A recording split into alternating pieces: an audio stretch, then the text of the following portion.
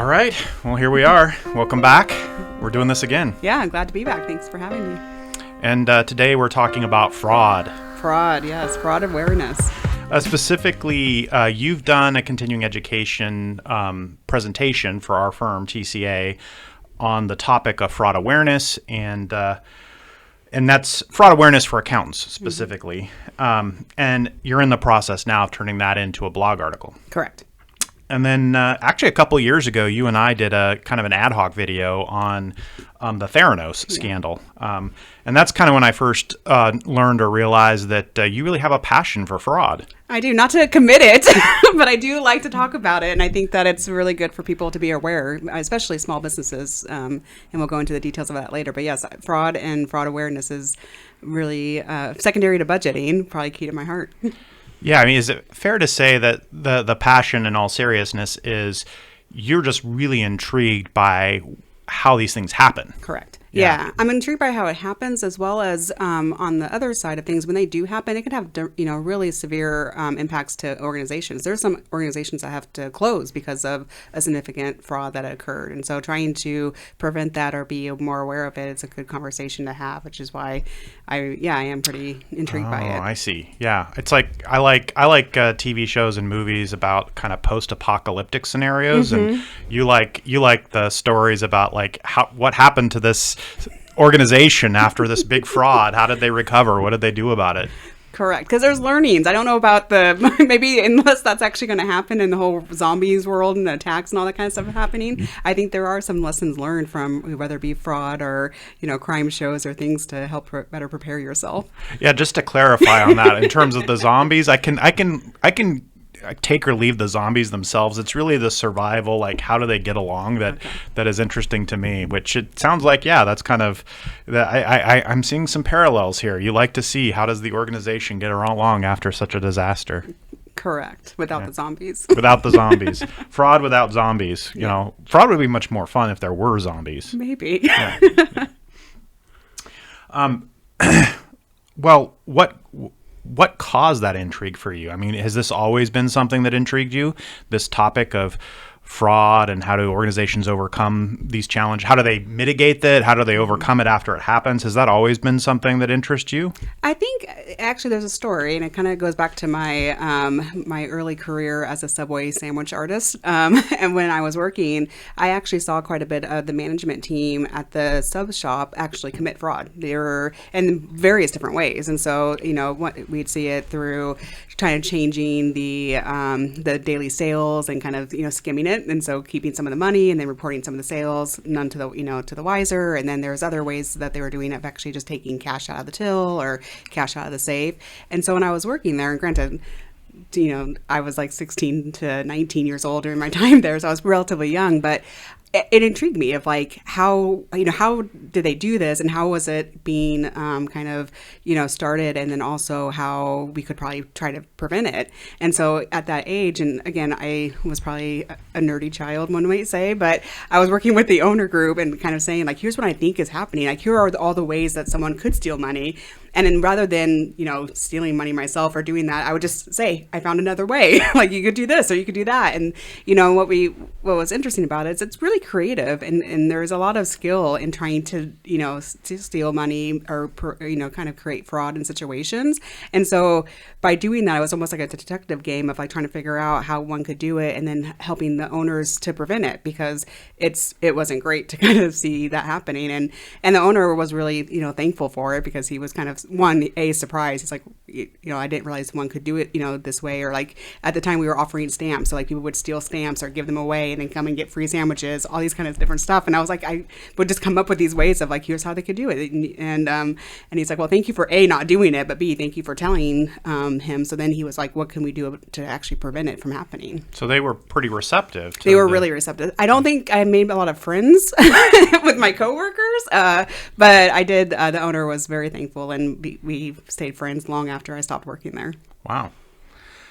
Yeah, it's in terms of what you kind of speak on within our firm and what you're kind of writing about in the blog article, it's about fraud awareness and fraud awareness and kind of similar to what you were talking about in the story, like prevention type of thoughts, as opposed to, say, fraud detection or investigation or auditing to determine if there was exactly fraud or what that was. I mean, there are professions that do that, but yeah, tell me a little bit about that choice. Why is it that you choose to speak about awareness as opposed to detection and investigation? Yeah. So I think a lot of it goes back to that original story of like being able to kind of see it and see what the opportunities are or where the company or organization could be vulnerable to fraud really kind of helps you prevent it. And I think the reason why I'm more focused on the prevention part is once it's already happened and you're trying to detect it or trying to figure out and audit it and then, maybe to prosecute or to terminate an employee or something of that nature, it may be too late. A lot of times fraud can take up to 12 months, all the way up to like a year or 2 years to even discover.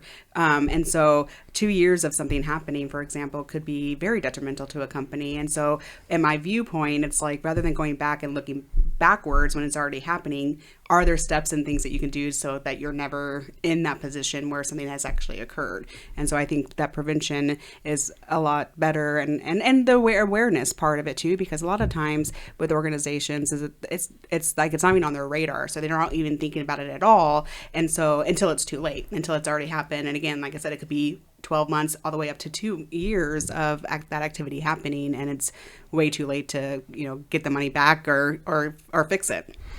And your presentation mentions this point that most kind of traditional accounting services are not designed to find that there's fraud, right? So, if you've got an outside CPA firm that's preparing your tax return, for example, or even if they're doing a full-on financial statement audit, those services aren't really designed to determine if there's fraud going on in the organization, right? No, and in fact, that not only are they not designed to, they'll state that in their engagement letter as well as in their opinion that their purpose was not to define fraud or detect fraud. Now, if they find it, they'll definitely let people know and say here's what happened or here's what we found, but they're not designed to find it. And I think there's a recent statistic from 2022 that said that less than 5% were actually found from an external auditor or CPA source. So that's not a great number. If that's what you're relying on to find fraud, it's not going to be a great one to use because it's, again, not capturing a lot of it. And as you said in the presentation, you framed it as that's a common misconception. It is. I mean, I think,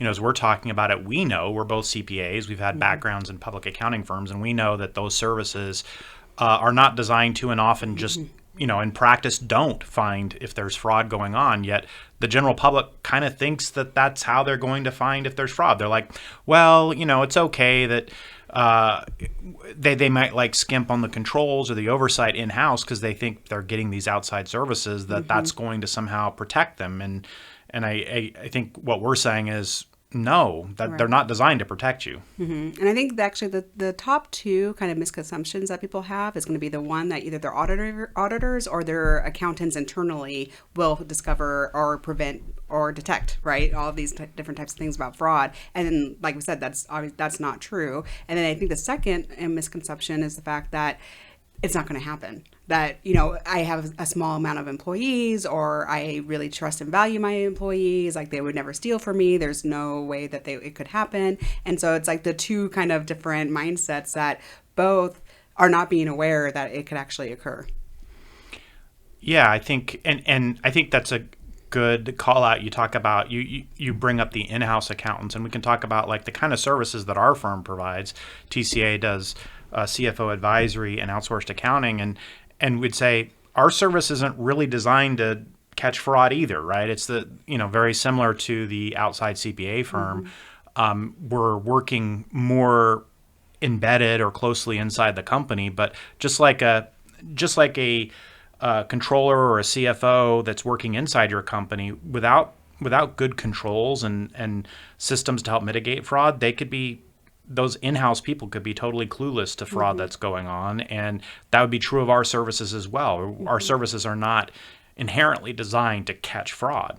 Correct. And I think the other thing to kind of think about, it's also because of where fraud comes from. So a lot of times people might think that fraud comes from the fact of it's the accountants that are, taking, not recording certain journal entries or not recording cash receipts. And so it's coming all in accounting. But I would say that's not true at all either, because a lot of times where fraud could actually occur is before it even gets to accounting. So a lot of that's called like off the books kind of fraud or skimming, where you might have a sales team, or, not to pick on sales teams at all out there, or, to give any ideas, but of them receiving money from customers and not turning it into the organization, and so acting like a sale never happened. There's things of that nature. There's sometimes where you could have people who are providing the accounting team with what appears to be valid invoices, but AP invoices that they process, they approve, and they pay, but the actual invoice is a fraudulent company, or a company that's not actually tied to a purchase that they made. So there are ways that it's because it's so, kind of invasive, I guess, in terms of all the different areas where it could be coming in from, that it is hard to say one person or one team is going to be the one that's going to be able to stop it or catch it. Yeah, you raised a couple of examples, but I think that's a good point for our audience, perhaps, is, as accountants, what exactly do we mean by fraud? What is fraud in an accounting situation? Yeah, so fraud, by the law definition, is really the intention to deceive or to gain items, assets, whether that be money, physical assets, by unlawful or unfair gain, or for unfair gain.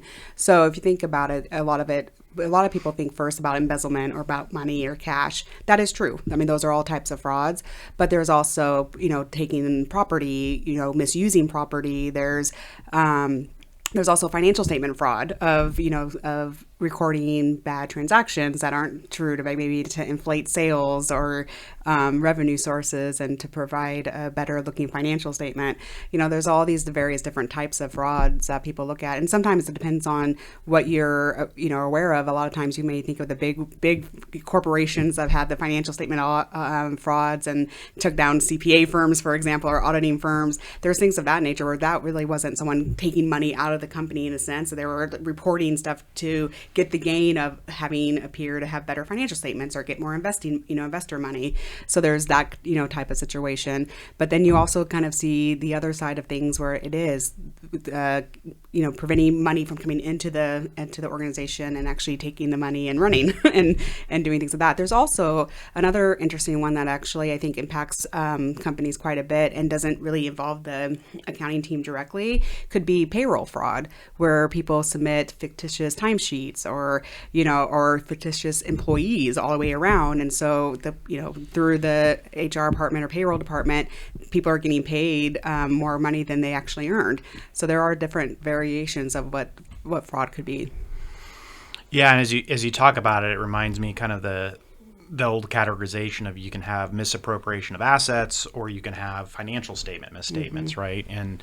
And I think fundamentally it seems like it always comes back to somebody. When you think about the definition that you laid out, somebody is standing to gain from the situation, but in the accounting context, it can be a little bit confusing, because if it's not a straight misappropriation of assets like the embezzlement scenario, mm-hmm. then you've got scenarios where people are just misstating financial statements, and what exactly they have to gain from that may not be obvious at first, mm-hmm. right? And so tracking that back and understanding, that point that you made about intent, where, what was the intent for them to misrepresent right. the financial statements. Right.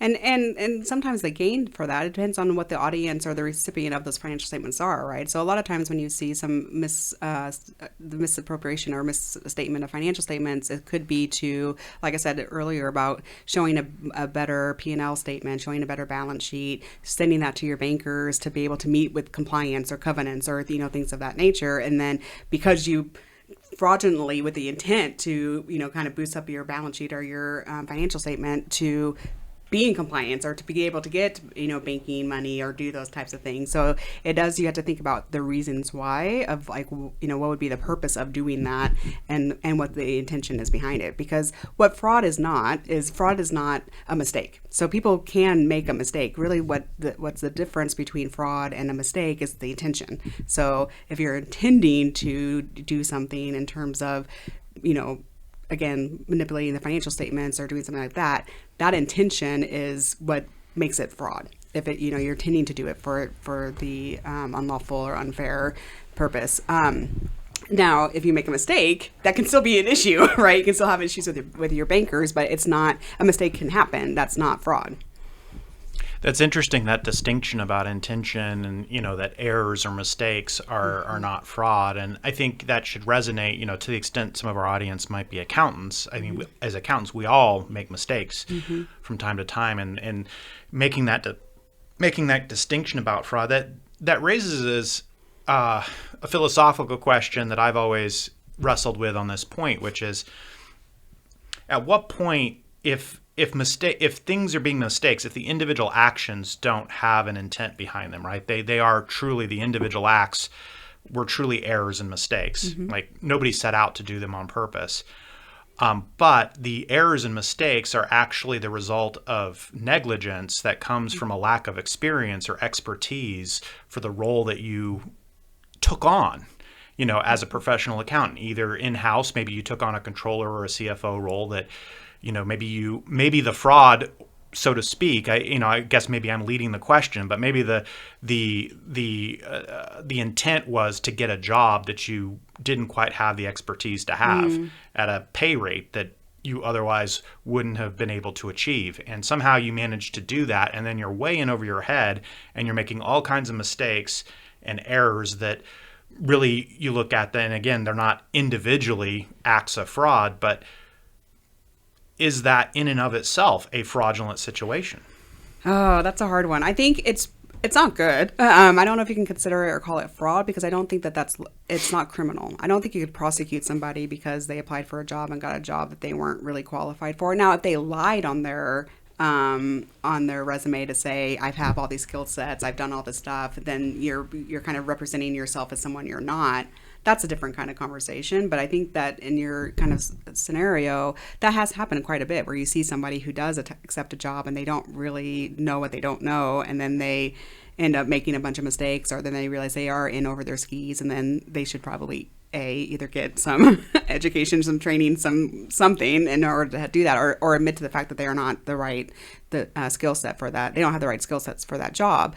But I don't know if it would be fraudulent per se, but it definitely would be a performance and an error in that hiring process. Mm-hmm. Yeah, and I think, and you can see it, it could happen either through internal employees, or it could happen through contractors or firms who engage and don't have the right expertise to do what they engage to do, right? And and I think you can see it all around. And I guess I'll editorialize in that my observation over the last 20 years of seeing different kinds of accounting scandals is that there is as much lack of expertise among the people involved in a major accounting failure as there is straight fraud, it seems like. And so that's what kind of has inspired my question, right? Because a lot of times when the big scandals come to light, whether it's Enron or WorldCom or some of the latest ones, there's that credit card or wire company in the Europe. Does anybody remember what I'm talking about? That just happened like a year ago or year and a half ago or so. But in any case, yeah, when these things happen, it seems invariably that, yeah, there's somebody doing something shady, but then there's like this whole crew of people that if they actually had the relevant expertise to be doing their jobs would have known. Right. And so it's like, and it's often a lot of people who are making disproportionately high amounts of money for their roles and for their level of experience as well. And so that always feels a little bit wrong to me in that sense. Really three areas that, in the fraud triangle that are really important to think about. One is going to be the opportunity. So if you think about what you said, if you have the opportunity where you don't have people in the right position or the right skill sets to either prevent it or detect it or to know what they're doing, a person has the opportunity to do that. They also usually have to have the rationalization part of it, where they're justifying the reason why they need to or want to commit the fraud, and that could be, I'm not getting paid enough, or the company owes me, or I'll pay it back. There's a lot of different rationalization that could happen. And then the other one is the pressure that they're feeling, whether that be internal pressure, personal pressure, in terms of they have stuff that they need to fund in their own life. They have high debt. They have some significant issue that's causing them to need money or resources. And from a company's perspective, it could be the fact that they need to make covenants or make compliance with their bankers, and they aren't going to be able to do that unless they commit this fraud. So those are always kind of things to think about. At TCA, we work with small businesses, smaller organizations, businesses, nonprofits, generally in the less than 25 million range. And you make the case in the presentation that smaller organizations are at a higher risk for fraud. Why do you say that? For a few reasons. One is going to be because of the fact that they are smaller. They have smaller resources. They usually have a smaller team, number of people. So there's people who wear multiple hats in terms of the segregation of duties may not be available. There may not be a lot of mitigating factors or controls that they have put in place because they run so lean. And then the other part is typically with smaller companies, everybody, your employees, your teams, and there's a high value of trust as well as loyalty. And so you think that, of course, my team's, I only have 5 people who have worked for me. I know, I've known them for 20 years or whatever it may be. There's no way they would do that. And so you kind of, again, your awareness for the opportunities could be really low. And since you don't have the mitigating control factors, you're not really reviewing, you're not doing a lot of different kind of things, you may miss it. And a lot of owners and small companies do end up missing it because of that factor. Is it more important then to have a trustworthy team or to have a robust set of controls? Oh, good question. I think both are equally important in terms of making sure you do have the trusting teams. But because of that one kind of part of the triangle where if the pressure that someone may feel, it may not matter how much you trust. They may be a great person, a very trusting person, but because of the pressure that they have or something that's going on with their life that you may or may not know about, they may need, again, they may rationalize the fact that they need to do that, right? So I would say trust, is important, but it doesn't necessarily prevent a fraud or from occurring. So having more controls in place, and they don't have to be necessarily it's all about the controls and segregation of duties. You can just also make sure that you review and you're more an active reviewer asking questions, that you have mitigating controls in place that can help especially if you do have a small team. You point out that one of the misconceptions about fraud is that the size makes a difference, or to say that the other way, that size shouldn't really matter about fraud. And that's similar to something, I always say that we use materiality for accounting and reporting, but materiality is not a concept when it comes to fraud. And so, but I'd let you articulate, we both are saying the same thing. Why do we say that? So especially when it comes with fraud, the reason why I would say that size doesn't necessarily matter is because if you think about the fact, when I said earlier that sometimes before it even be detected, it takes 12 months up to 24 months. That could just be a little bit at a time. So if you think about it in one kind of month period of time, the amount might be relatively small, but it keeps on happening and it happens over time. And after a while, something that started off with like a couple $100s per month becomes a much larger number, and then all of a sudden becomes $150K when you actually all is said and done. And that's very significant when you look over the period of a year or 2 years, and it can even grow. And a lot of times too, it's almost like when you get your personal bank account gets hacked, what ends up happening is you get that $1 transaction, right? And so if that $1 transaction goes through, all of a sudden someone who has your card information starts taking $20, $30, $10,000, $50,000, they start going up because they have access. And that's how kind of fraud, typically ends up happening. It starts off really small, but it really gets rapidly faster and higher dollar amounts as the time goes on. So then it becomes a much bigger issue. Yeah, I think, and on that topic, one of the challenges that I find sometimes working with organizations is that they confuse what we would do from a control standpoint with what we need to do from a reporting standpoint. Mm-hmm. So, an example would be that for an inventory control situation, if we're looking at misappropriation of assets as an issue, if a business had thousands and thousands of units on hand of inventory, from a reporting standpoint, if 100 units went missing, I probably don't care. Mm-hmm. But from a control and a fraud standpoint, in terms of policy, we care about every unit that goes missing. Right, 100 mm-hmm. units could be a big issue. And the challenge that I find with that is that when you instituting the control about the philosophy or the attitude that, hey, 100 units matters, mm-hmm. 100 units just went missing, it matters, can lead to managers or operators getting overly picky about a difference of 100 units in the final financial statement numbers. Mm-hmm. And so then that gives me heartburn in the sense of, I want a control system that is going to call out problems that may be fraud or misappropriation of assets, but I don't want the leadership team to be fixated on an immaterial issue from a reporting mm-hmm. standpoint. And so, yeah, how do you deal with that walking and chewing gum at the same time, mm-hmm. right? Changing perspectives depending on what the context of the question actually is. Yeah, I think it's, when you're looking at it, you described it perfectly, especially in the sense of whether, to your point, 100 units from overall materiality is super small, not a big deal. You could probably, it's de minimis, right? So you kind of move on to the next month. But I think that if you actually work with the team, and let's say you notice it 1 month and you're like, okay, and I see that and it keeps on happening, it could be just talking to the team or the management group to say, we should probably put some controls in place to see why this is happening. Because over time, again, it's over time, it's going to become more meaningful as an organization. And what you want to try to do is provide the controls in place so that there's not as much opportunity. So you really want to kind of look at it from that lens. And also, I think the other way that I try to do it is I don't necessarily think about it from a financial and accounting perspective. So, which is why I would probably stress that fraud and fraud awareness should really be the executive group, the leadership, which granted finance is usually a part of, but it is at the tone at the top type of situation, because it's not just about the financial numbers, because really that's not necessarily what you're trying to combat here. You're really trying to look at what are the controls in place that can prevent something from occurring that eventually or could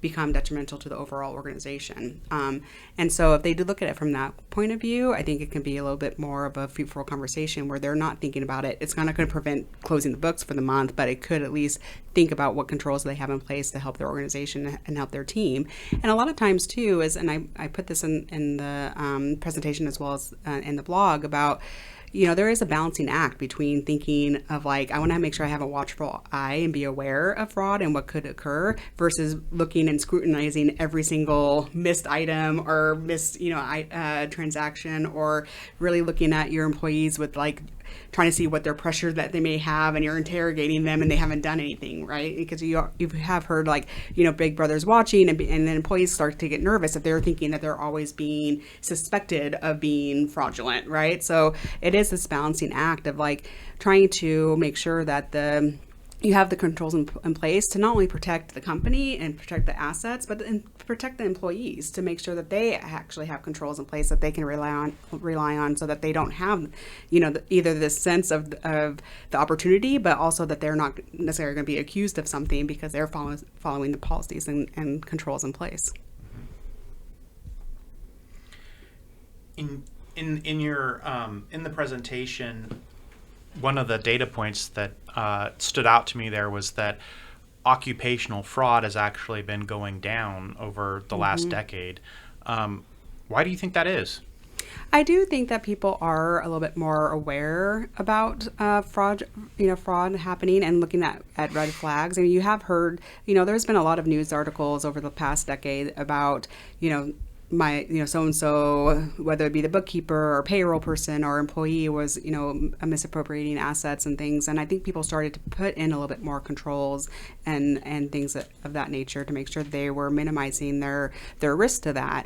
But I think what was interesting about that, on the flip side of that ratio is, or that statistic, is that the actual fraud being done by owners and executives and higher level employees is on the rise. So that's kind of an interesting kind of dynamic here, where you have what it seems like in operations, probably there's controls in place so that it's not happening at from like a small scale and at lower levels. But what's happening is it's happening at the higher level of the organization, which is alarming, and in that sense, because usually the dollar amounts are bigger, as well as it is harder to combat if the owner is committing fraud, and they're the owner of the company. So it is kind of that interesting kind of dynamic.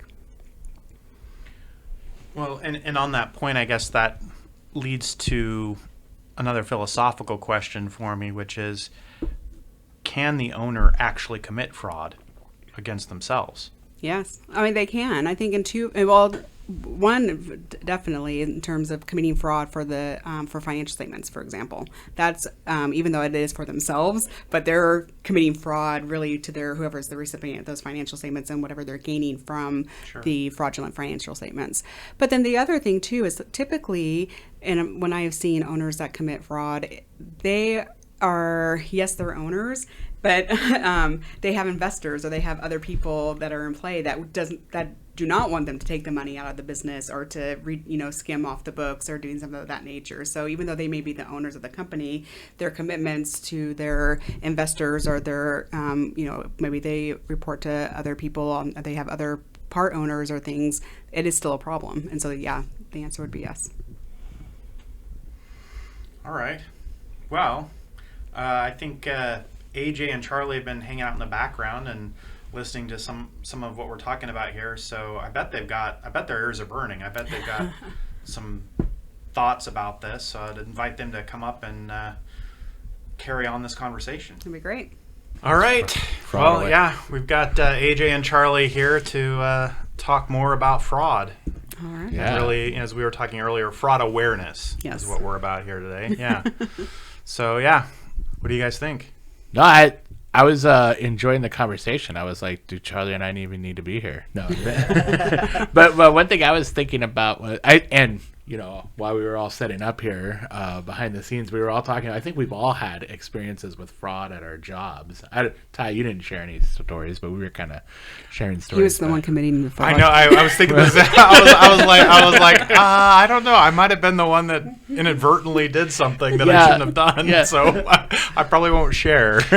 But one thing that struck me when you guys were talking was the fact that materiality doesn't matter. And I once heard an old internal auditor say that everybody steals, everybody does fraud. And I was like, what do you mean? Like, I've never stolen anything. He's like, how many pencils or pens do you have from a company? Or how many, you haven't taken stationery or something like that. So his idea of fraud was taking anything, paper clips, And so I guess for me, there's if you use that kind of an extreme example, there's a little bit of materiality based with it, as long as you're not taking something, taking a carton of pens home because you need pens or something, so I guess there is some materiality around it. I guess it goes back, and Tammy, you could probably elaborate, but for me, I guess it's the intent behind it, right? You're not taking pens and pencils to steal or undermine the company because you deserve those pens at home. You just have them because you're working there and you stuck it behind your ear and left, Yeah, and I think that a lot of companies actually kind of think about their office supplies, something like that, as a benefit or use for whatever it is. Because you're going to, to your point, a pencil, I don't know how much a pencil costs these days, or, unless you're buying really fancy pencils, but it's like you're not really thinking about that if someone takes it either by accident or even if they do take it to say, I want to use this for my own personal writing purposes, that it's not necessarily something to worry about. about. But I have seen some companies that have been really, fixated on something like that, where they had like the office supply, office like locked, and you'd have to ask for, I would need a pencil, I would need this, and they're like, okay, but you've taken 10 a month so far, so you're not allowed to take any more. But it's like you have to be reasonable, right? So your approach should be reasonable. But then I think on the other side too, I worked for a company that at the end of the year, they actually would list out on like my unofficial compensation package was the use of the copier and the use of pencils and the use of all this stuff. And I'm like, okay, well that's bizarre because a little bit of a reach, right? It is a little bit of a reach, but at the same time too, I think if the intent, if you see somebody coming in and they come in and they're like, I'm doing my kids' school shopping and taking it all from the supply cabinet. Yeah, that's kind of would I report them and criminally prosecute them? No. Would I probably tell them not to do that anymore? Yes. But yeah, so maybe it does matter in a sense, but like photocopies are one that used to, remember they used to make you put a nickel in or whatever, back in the day. But I think that, like, am I just making a copy of like like one piece of paper, or am I like printing out my missing cat, 100 missing cat like flyers, And I think one of the things too, just about being aware, is to have have that environment or have that discussion with your team to be like, and not to, again, I wouldn't do it in the sense of getting, here's your year-end compensation. You probably, I estimate, made 100 copies. That's I was like, oh, that's interesting. But I think you could say, hey, you're welcome to use this. You're welcome to to take some stamps here and there. Let it be open so that people aren't either thinking that's what they're doing, that they are doing something bad, or the fact that you acknowledge the fact that there are going to be people who are going to use some certain things for personal use. Laptops are another big area and there are companies that will say, you have a company laptop, you are not allowed to use it for personal use. And then it's clear, so like you're not allowed to use it, and then you can't look at certain websites, you can't do this, but it is locked down, right? But then you have other companies that say, hey, you do have a company issue laptop, you can utilize it for whatever purpose you want, as long as you're, safe and secure, you have the right virus tools or whatever, things of that nature. So it is that communication and that discussion up front. Company vehicles are like that too sometimes, right? Yes. Like, kind of personal use of a company vehicle if you have it all the time. So, yeah.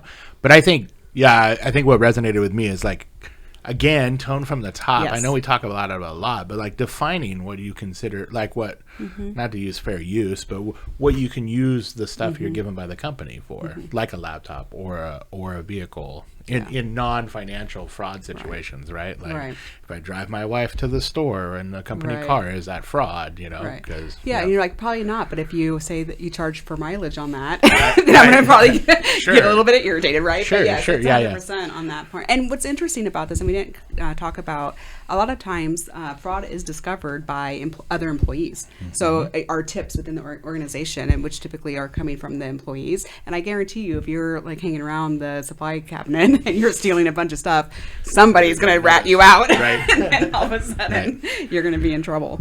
So I'm curious, we talked about a lot of good reasons to kind of find and be aware of fraud. I'm curious if you've ever tried to raise these points with a client or a business that you've worked in and had them come back and not be as excited about fraud as you are, and maybe try to say that, due to the cost or the effort that it takes to implement an anti-fraud program, that they're more comfortable taking the risk. And if you had any advice for kind of getting past that hurdle with a potential owner.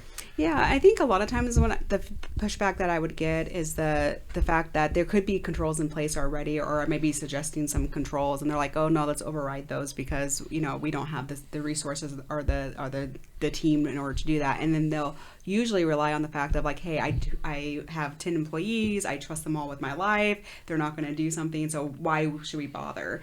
And so typically then what I do with that is I share the horror stories of what I have actually seen and with people. And I had I was part of an investigation at one point where someone had been working with the company for almost 10 years and was like a family friend and all this kind of stuff and was stealing money from the company. So I share those stories and examples, and I say, not to scare you, but to say it can happen. So you may at least want to, if you're going to override the process, get it, understand that, but could there be some mitigating controls? Could there be some other things that at least you could review or do something to help detect it in case it does happen? So, that makes sense. But I think on the other thing that reminded me of is that most of the times I find owners or executives or managers who are so aware of that fraud could happen and maybe even paranoid about it, that they want to put in all sorts of controls and cameras at working desk and monitoring their emails and monitoring all this kind of stuff, and the thinking that they are going to, and then the tone from the top is that it is happening, you are doing it, and it's like no one wants to work for a company like that too. So it's like trying to encourage owners to not fixate on the things that don't matter, like to the pens and pencils stuff, and I haven't had it to that extreme, but I have had owners who are really scrutinizing employee expenses because they think that they're trying to pass an expense that doesn't actually occur for the business. And then it's like, well, let's look at that. How much effort do you want to put into really reviewing that or mitigating the risk to that? How big is the risk on that, and to kind of really look at it. So I think that can be, more times than not, especially when once a company has had a fraudulent event occur, their radar goes way, up, and then they're a little bit more sensitive of what they think could actually happen. Should go up, right? That's it should go up. It should go up, but it shouldn't go to the Sure, alarming level where all of a sudden you don't trust anybody and you put in so many controls where you can't get work done. Yeah. I think we've talked a lot about internal fraud. Is there anything we should let the audience know about external? Because I think we live in an age where, it's very, not very easy, but you have a lot of external kind of fraudulent things coming into a business. That's a great question, and I'm glad you brought it up. So the biggest thing that's coming into play right now is the phishing email scams. And what's interesting to me about that is they're getting good. I mean, they are really, really being executed really well. And a really good example is maybe 10 years ago, you might see an email that came through that asked you to transfer wires to a prince in some country that you never heard of. And but you could tell that there was misspellings, there was weird situations, and it was for a prince. And you're I don't really care, and that type of stuff. And it was more to the personal people in your personal emails. Nowadays, I would say even it could be up to once a month, once a week, even once a day. People are getting emails that are directed at and very very, very clever of I'm sending an email to you and saying, hey, accounts payable, can you please process this invoice? Christina has already approved it. And you're oh, I know Christina. That sounds great. She must have approved it. You go ahead and try to pay it, and it's not. Nothing is legit. People are finding out the owner's names, the people's name, accounts payable people's names, and they're really getting access into it. And once it's almost like that, the bank frauds of things. Once you get a bite, it just you're in, and then all of a sudden they're starting to process a lot of payments. The other one that I've seen that's worked too is spoofed emails. So and so, it'll look like Ty's email, for instance, but it won't be at Ty Carr. It'll be at Outlook 365.biz or something like that, and it'll be hey, I have a special secret project that nobody can know about, and oh yeah, sure, but if you're somebody that's especially new at a company or something like that, and you're oh my gosh, the boss has something for me to do, that's super secret special. And that's when they hit, unfortunately, that's where people are more vulnerable, especially if it's a new position. Maybe you're new to the company, and so you're new to your job, and you get an email, and you think that it must be legit. You think that it looks right. It has a fancy logo on it. It must be a proper AP. It must be something. And people go along and kind of fall for it. And I think the best thing that companies should do is when you see an email like that, screenshot it. Please don't forward it, but try screenshot it and share it with the teams. Sure. Share it with IT if you have an IT person or department, or just do an FYI, here's this coming through. Because what is interesting about that is typically, they're all these random, kind of mass emails that get sent out, but they're choosing your email address, Ty's email, Charlie's, mine, Christina, whoever she may be, all these various different email addresses, and then they're making up the fake email address, and so it all looks legit. But maybe you're, quick enough and realize that, oh, that doesn't even look right. Sure. And you double check it. But maybe Ty doesn't because Ty's too busy. And so he's just like going ahead and starts doing it, right? So we all fall victim of it. And then it's really unfortunate. And just so you know, these dollar amounts can add up really quickly. And I've seen, at least in my career, at least 3 different examples. And one was like $65,000 in a matter of weeks of just, kind of doing that. And that's a lot of that's a lot of money, right? And so and the person who was doing this, unfortunately, they didn't intend to do anything bad. They didn't intend to be fraudulent against the company. They received zero benefit from it, but they actually thought that they were helping out somebody else, and then unfortunately the money's gone. And the other part that's really unfortunate is most of the time, especially if it's on credit card or through your bank, it's not considered to be fraudulent where you get your money back because you made the decision to pay that person, and so, or that whoever person is, and so you're actually on the hook for that amount. I got kind of an interesting, just similar note to what you've got there. I've seen a recent thing where somebody will get their email compromised, and then and what they'll do is it'll come from like a law firm that you've worked with before, right? Mm-hmm. And then it'll look legitimate, but you realize that person's email has actually been compromised, and you call up that person and realize that they're trying to phish, not just to get into the first guy's email, but they're using that as an asset to get into all of these other emails because they know that email account is now trusted by all of these other vendors that they've worked with. And so that can be really hard to stop because unlike the spoofing, it comes through with a legitimate email address that's in your contacts that you've worked with before. And the only way to know is to either call the vendor or realize that what they're sending you doesn't add up. But I know that can be kind of a challenge. Have you seen that happen? I haven't seen that exactly, but I would hope that if they're asking for a payment, for example, and let's say it is coming from that particular vendor that you've used and so you know of, if all of a sudden it asks you to do something different, something that you're not normally kind of like, oh, can you, instead of mailing it to our normal offices, please mail it to this, 100% red flag, just call and verify, because there's no harm in actually calling to verify for that person, and maybe a quick 5-minute call just to make sure, because otherwise you would have no way of knowing if that email has been compromised. So one of the things I always suggest that people do is look out for those red flags and those types of emails. Like, it's asking you to do something that's unusual, like either to a different place or different, location or person or whatever that may be, or bank account or anything like that. Like, look for something that's unusual, but then also something that's super urgent, because a lot of these emails will be like, oh, you have to do this today. So then you're like, oh, and so that just makes you rush through and override controls. Just pause for a second and say, that's never happened before. Is that really unusual? Because it probably isn't. And I think the other thing about phishing emails to be really aware of is that they're not just asking for payments anymore or money. A lot of times they're asking for a listing of your employees with their social security number. Don't do that. Normally it's not a normal request, right? But really think about that, because that is kind of what ends up happening is you're sitting there going, oh, they're asking for other people's information, so then they could target those other people, and people are falling for that as well, because they're like, oh, they're not asking me to do something weird like send them money, but they are asking for my employees' names, addresses, emails, all these different things.